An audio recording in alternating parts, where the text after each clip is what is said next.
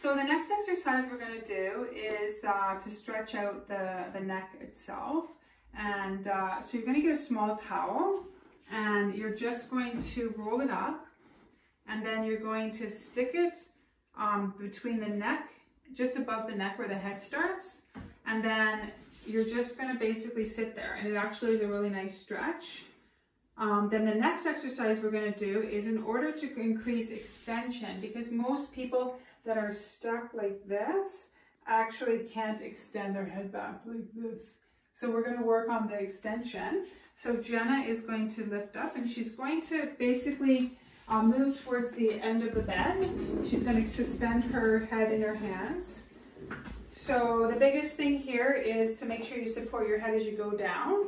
Then you're going to drop your head down to the edge, as far as it'll go. So that's about as far as Jenna goes.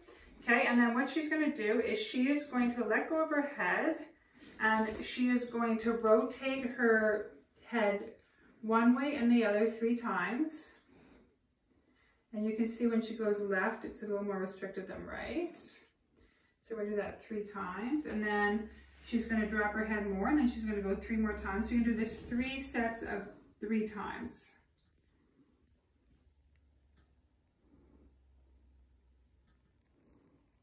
And then she drops her head more. So you can see she can get more extension. All right, so the next one is for the stretching the neck. So we're going to do the upper trap, the SCM, sternocleidomastoid, and the scalenes. So we attach a band onto something. So it's down below, so you can attach it to like a chair or a couch. And then Jenna's going to move, and then she's going to let the band pull her shoulder towards the actual, this is the power rack. So she's going to pull it.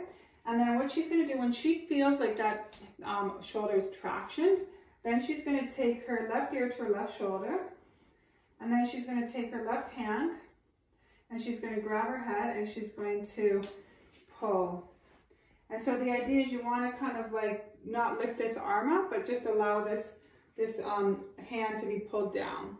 Then after 15 seconds, basically I like to call it, you're going to smell your underpit. So basically you take your chin down towards your underpit. So, and then again, you're going to pull.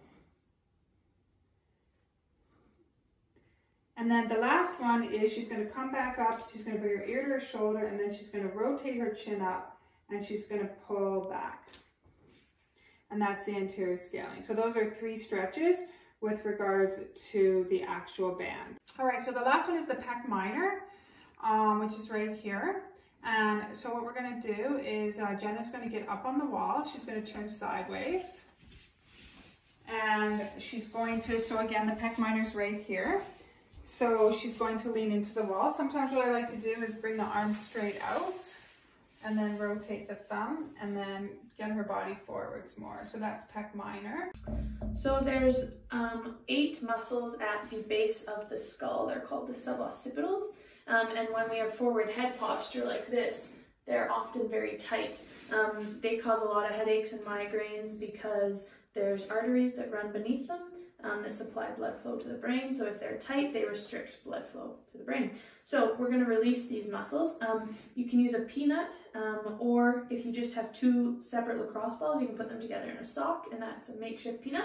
So Andrea's going to put the peanut at the base of her skull, kind of where the neck meets the skull. There you go.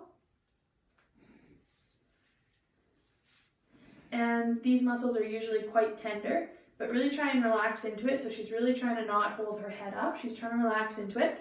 And then from here, a couple things she can do to get different sections of the suboccipital is she can do the chin tuck that we went over earlier, which is going to kind of stretch through there. And then she can also slowly rotate her head side to side, and she's going to get more of the outer portions of the suboccipitals.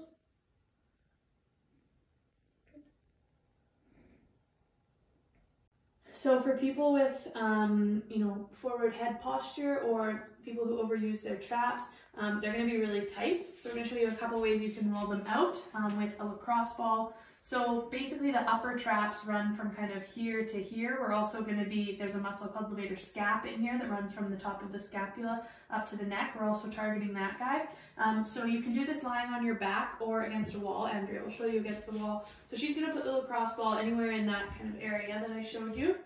And she's just going to hang out, and she's going to find a spot that's really tender, and she can hang out there. She can then also tense the trap for 5 seconds, so like a shoulder shrug for 5 seconds, and then relax, and that's a contract relax technique to kind of get the muscle to calm down a little bit more. She can also stretch when she's here, so she can pull her head the opposite way. Good, and she can also look kind of down towards the armpit, and now we're stretching that muscle that we're already trigger pointing, so that kind of increases the intensity. And then, in order to get the tops of the traps from this angle, Andrea's going to use a door frame, and she's going to angle herself in at 90 degrees. Yeah, so the ball, you can't really see, but the ball's going to be right in here, and she's leaning into it. So she's getting more of the top of the traps that we couldn't get when we were leaning against the wall.